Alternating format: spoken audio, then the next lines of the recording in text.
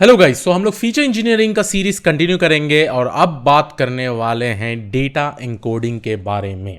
अब data encoding क्या होता है, क्यों हम लोग यूज़ करते हैं, कितने different types of data encoding हम लोग प्रॉब्ली स्पेसिफिक मॉड्यूल्स में सीखने वाले हैं, वो सारी चीज़ों के बारे में बोलने वाला हूँ। अब पहले समझते हैं डेटा एन्कोडिंग का ज़रूरत क्यों है।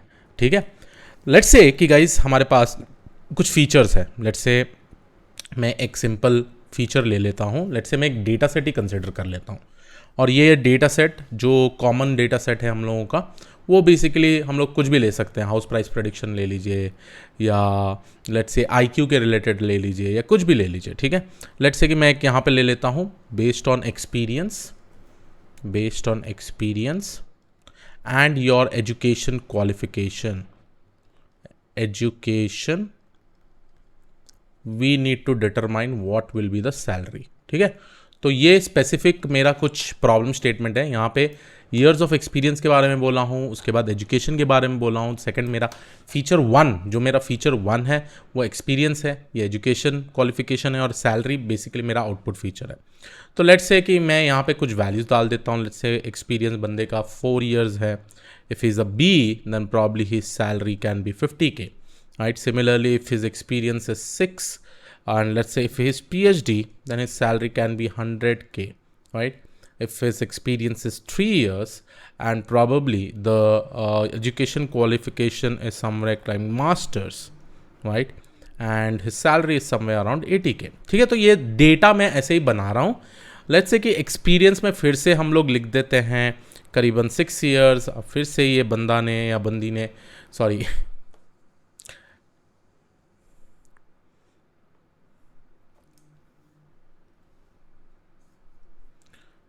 So let's say the next record is 6 years, and let's say that ये person ने probably PhD किया हुआ है, and again the salary over here is 120K even though it is same experience। तो इस डेटा सेट में जो आप probably डेटा देख रहे हैं, ठीक है, एक है न्यूमेरिकल डेटा, ठीक है, एक है कैटेगरिकल डेटा, और एक और है numerical data. So total 2 numerical data है। हम लोग इसको स्पेसिफिकली आउटपुट फीचर बोलते हैं। इन दोनों को हम लोग इंडिपेंडेंट फीचर्स बोलते हैं। तो ये हमारा हो गया इंडिपेंडेंट फीचर्स, ये हमारा हो गया आउटपुट और डिपेंडेंट फीचर्स। ठीक है, डिपेंडेंट फीचर्स। अब देखिए हम लोगों को क्या करना है, हमारा मॉडल को लेट्स से हमको ट्रेन करना है। By giving this input it should be able to predict the output. मेरा मॉडल बहुत ही सिंपल चीज़ है। मैं एक मॉडल को फाइल जैसा कंसिडर करूँगा। ठीक है, कुछ एल्गोरिथम इसमें यूज़ होगा। यहाँ पे जब हम 2 इनपुट देंगे, ठीक है, जैसे एक्सपीरियंस और एजुकेशन, तो ये हमारा प्रेडिक्शन कर देना चाहिए सैलरी। अब इस प्रॉब्लम स्टेटमेंट में एक्सपीरियंस तो ठीक है, एक्सपीरियंस एक न्यूमेरिकल वैल्यू है, बट अगर हम एजुकेशन का बात करें तो यहाँ पे आप प्रॉबेबली एजुकेशन को देख पा रहे हैं, राइट?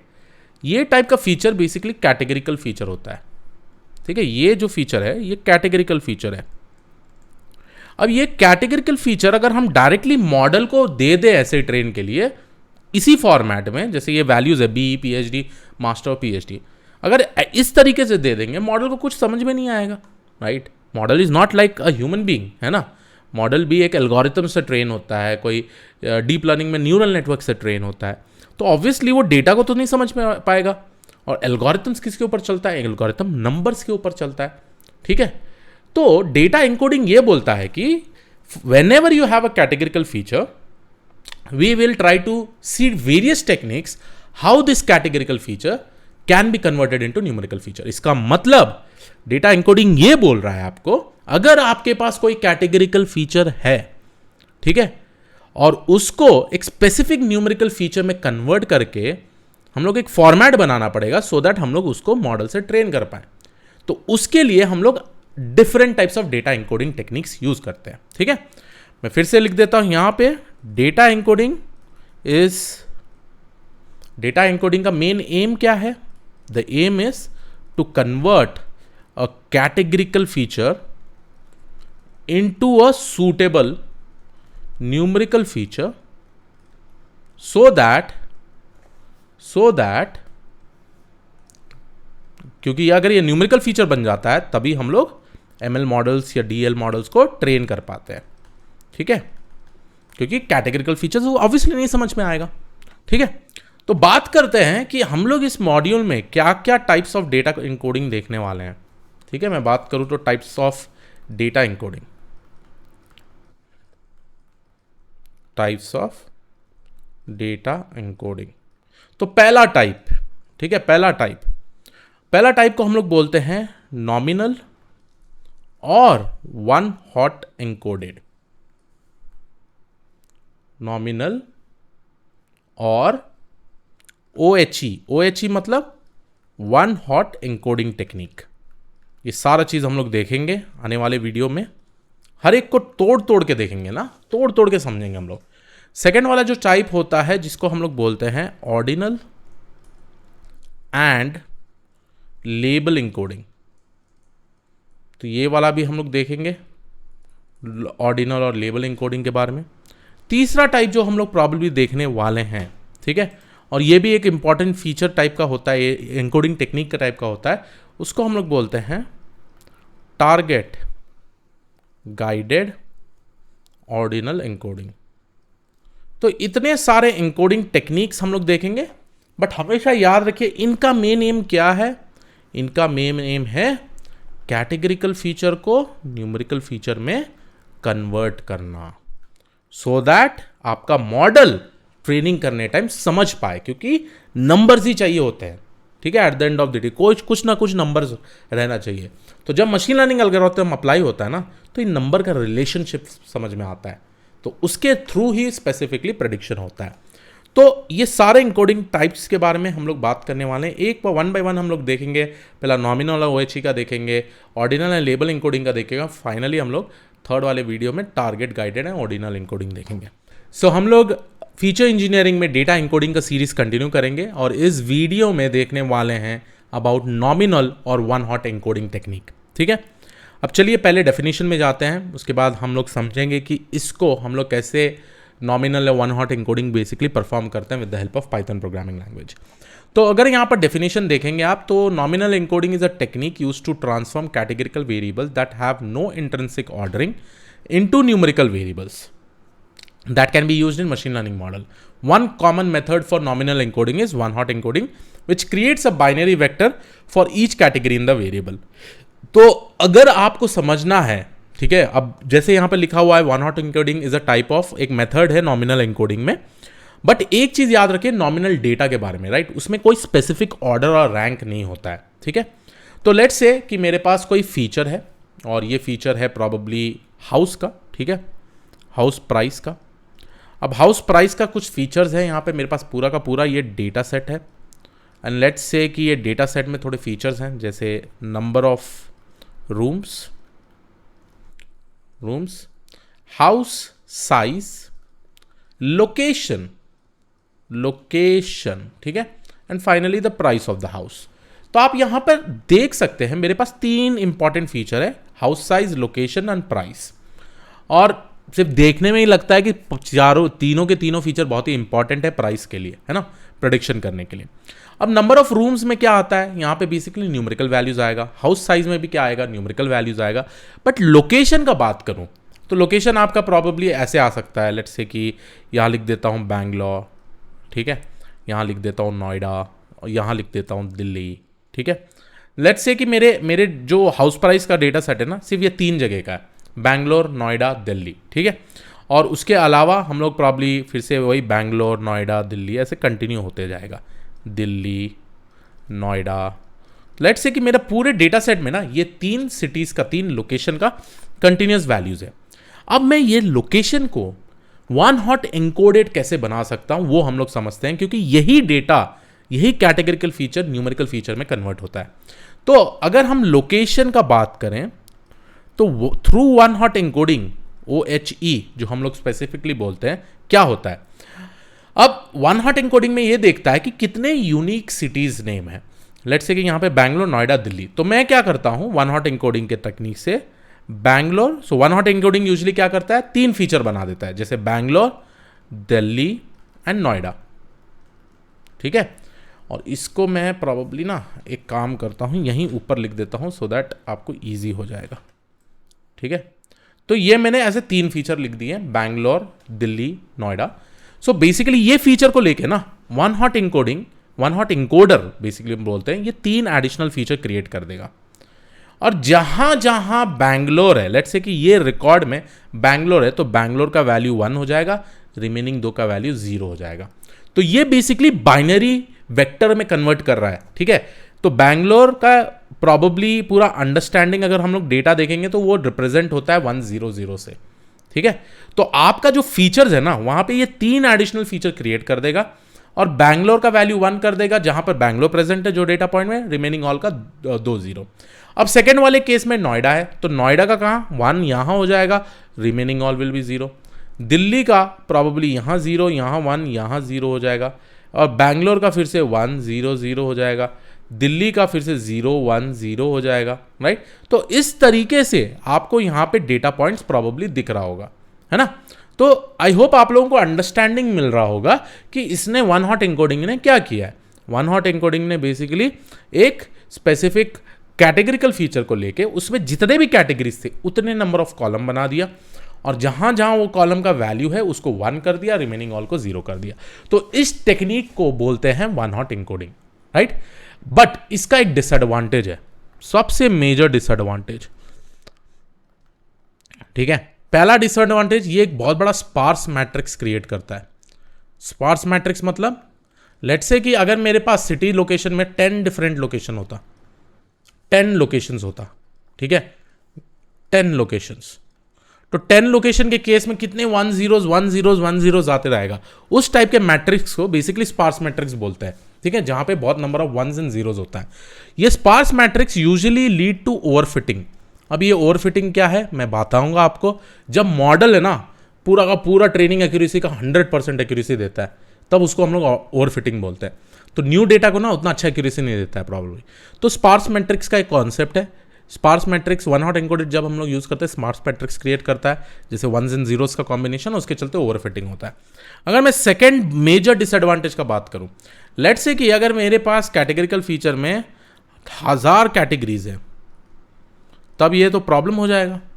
कितने फीचर्स बन जाएंगे और 1000 फीचर्स बन जाएंगे, राइट, 1000 फीचर्स।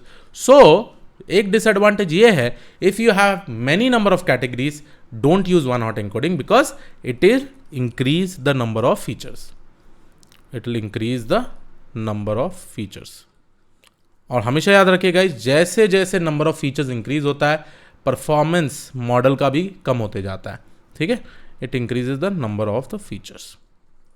तो ये 2 डिसएडवांटेज आपको पता लगना है। एडवांटेज तो पता ही चल गया कि आप प्रॉब्ली कोई भी कैटेगरिकल फीचर को न्यूमेरिकल फीचर में कन्वर्ट कर सकते हैं। और उसके बाद ये 3 फीचर प्रॉब्ली मॉडल ट्रेनिंग में जाएगा। तो चलिए अब जाके ना हम लोग एक एग्जांपल देखते हैं और कैसे वन हॉट एन्कोडिंग हम लोग बेसिकली अप्लाई कर सकते हैं, वो पूरे का पूरा हम लोग देखेंगे, ठीक है। तो चलिए क्विकली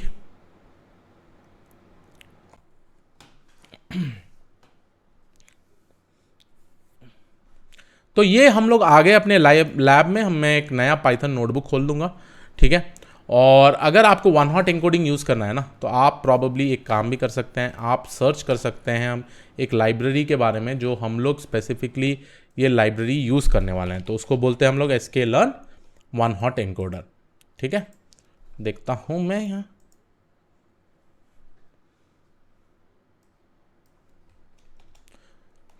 तो हम लोग जो लाइब्रेरी यूज करने वाले हैं,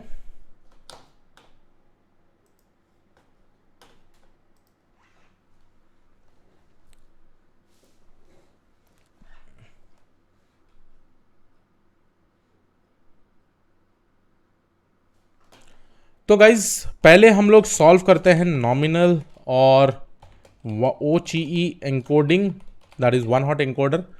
तो इसको हम लोग मार्कडाउन बना देंगे। चलिए क्विकली अब स्टार्ट करते हैं अपना कोडिंग, ठीक है। अब वन हॉट एन्कोडिंग के लिए ना sklearn में एक बहुत अच्छा लाइब्रेरी है, ठीक है, जिसको हम लोग बोलते हैं वन हॉट एन्कोडर। तो प्रॉब्ली अगर आप सर्च करेंगे तो जब भी ये वन हॉट एन्कोडर के नाम से सर्च करिए तो आपको पूरा का पूरा वो लाइब्रेरी के बारे में पता चल जाएगा, ठीक है। तो ये ऑटोमेटिकली वो हैंडल कर देता है जहाँ पे वो स्पेसिफिक उस टाइप का वैल्यूज जनरेट कर देगा, जैसे जितने नंबर ऑफ आपके यूनिक कैटेगरीज है उसके हिसाब से 1001 वो सब बना देता है, जो हम लोग ने अभी डिस्कशन किया है। तो आप प्रॉब्ली ये वाला चीज़ देख सकते हैं और ये प्रेजेंट है sklearn.preprocessing में।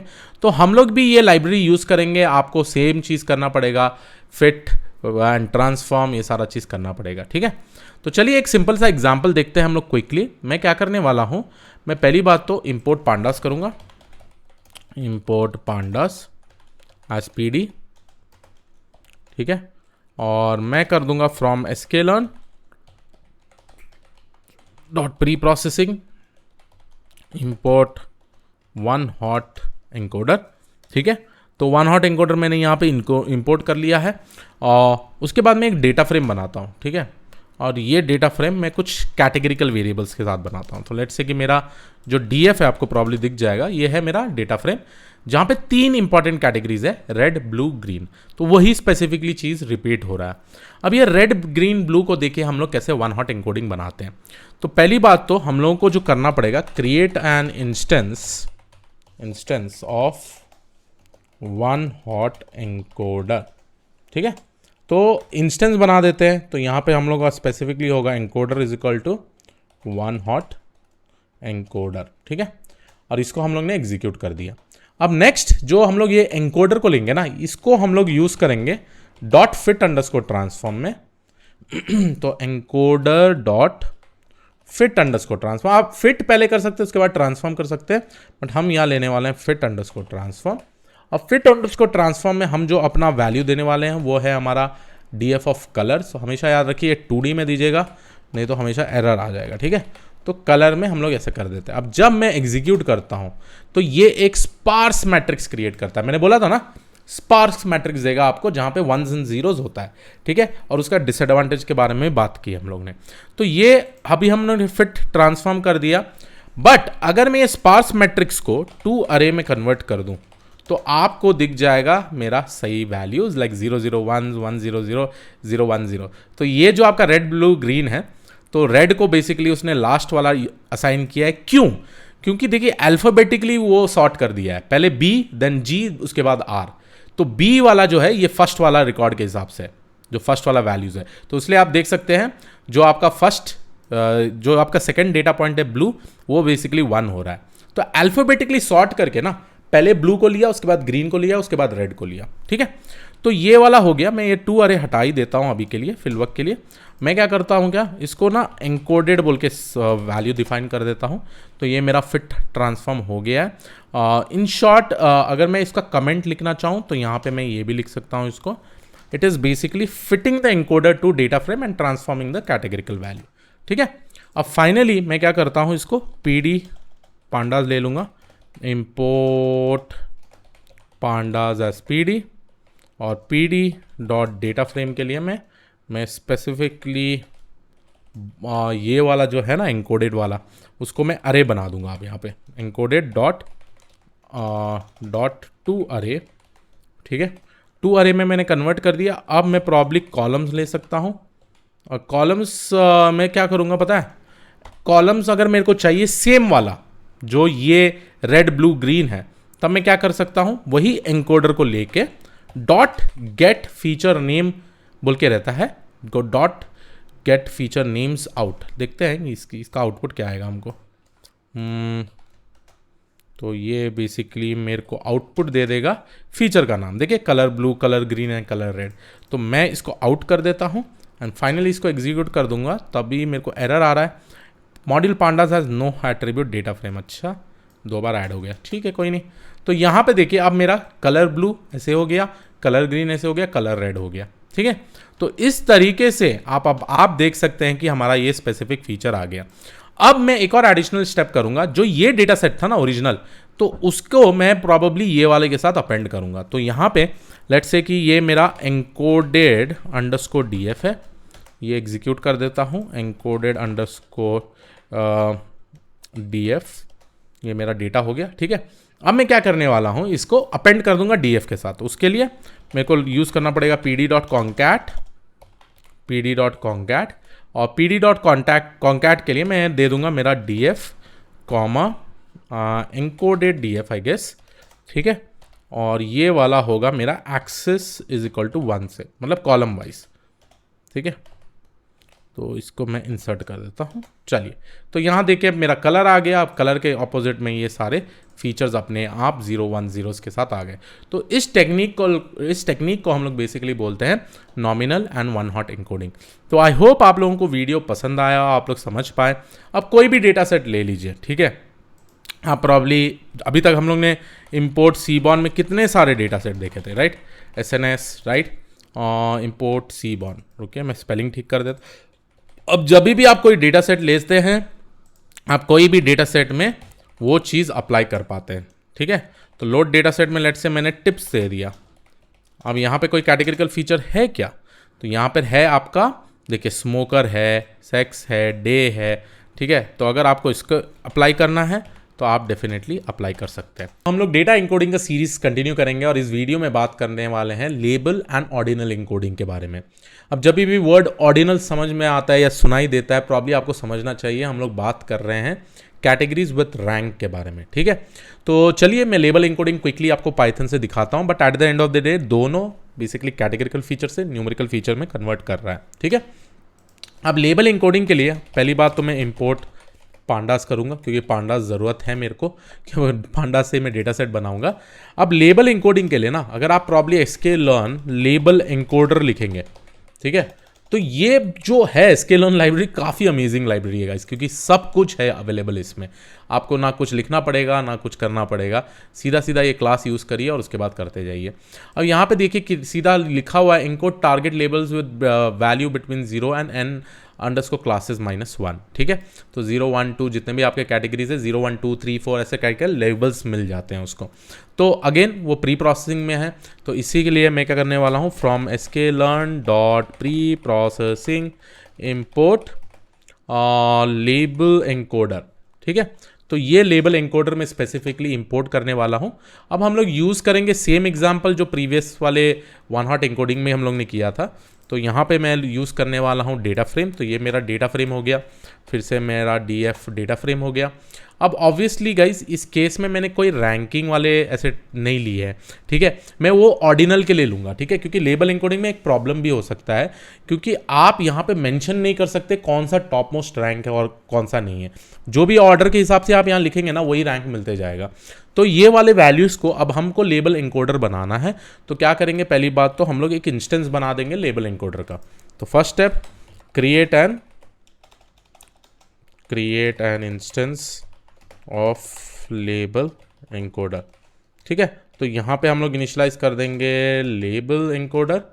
ठीक है, और ये मेरा एनकोडर होगा और ये मैंने इनिशियलाइज कर दिया। ठीक है, अब नेक्स्ट करने क्या वाला हूँ मैं कर दूंगा बस encoder dot fit underscore transform. ठीक है, और ये मैं डाल दूंगा DF ऑफ कलर के अंदर, बट हमेशा याद रखिए इसको 2D देना है, तो मैं यहाँ कलर लिख देता हूँ।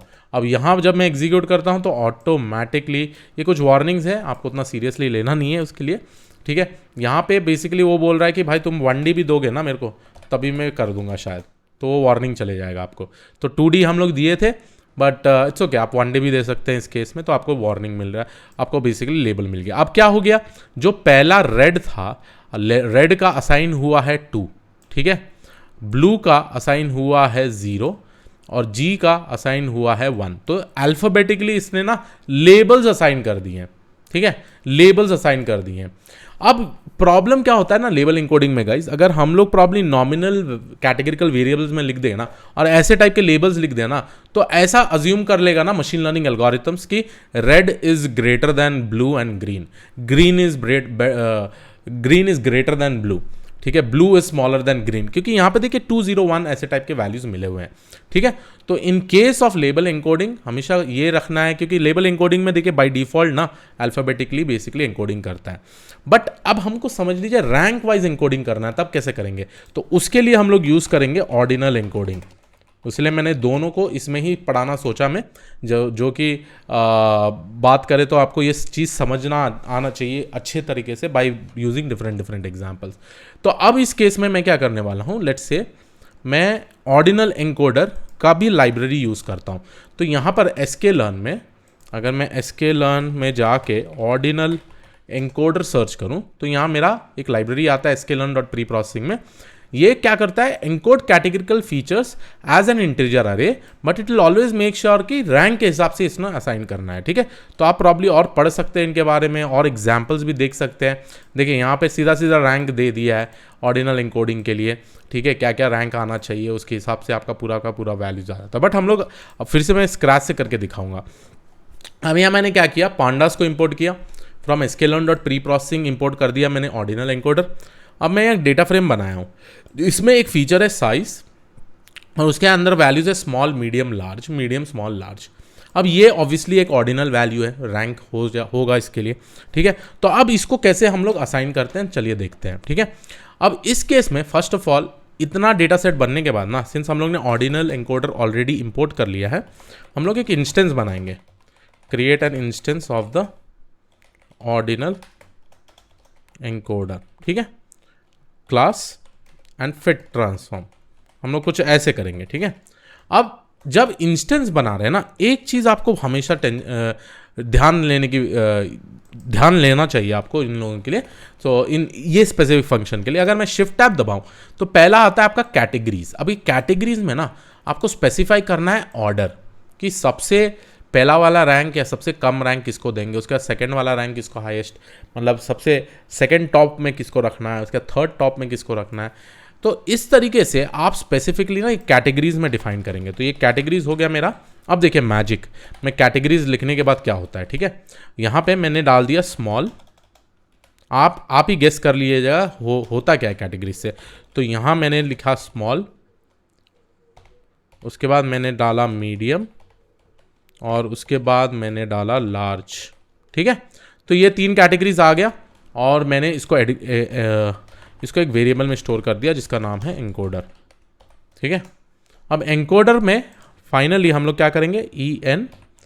मैंने देखिए सबसे बेस्ट चीज़ अब एनकोडर की आप बता रहे हैं कि कौन सा रैंक पहला आएगा, सेकंड आएगा, थर्ड आएगा। ठीक है, अब मैं encoder dot fit underscore transform कर दूं।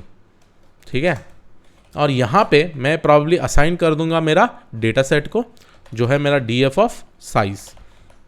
ठीक है, और जब मैं एग्जीक्यूट करता हूँ तो देखिए कितना अच्छे से, तो जो स्मॉल है ना उसको सबसे कम रैंक मिला है, जो मीडियम है ना उसको नेक्स्ट रैंक मिला है, और जो लार्ज है ना उसको सेकंड रैंक मिला है। तो यहाँ पे जैसे वैल्यूज आते हैं आपके small medium large, medium small large, उसके हिसाब से आपको रैंक मिल रहा है।